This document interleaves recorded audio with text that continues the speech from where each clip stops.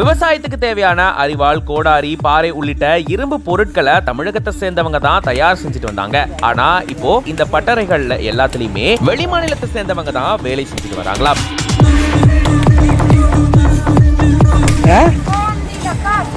காசு கொடுக்கவா? நாளுக்கு நாள் டெல்டா பகுதியில விவசாய பணியில வெளிமாநிலத்தை சேர்ந்தவங்க அதிகப்படியா ஈடுபட்டு வரதா சொல்றாங்க.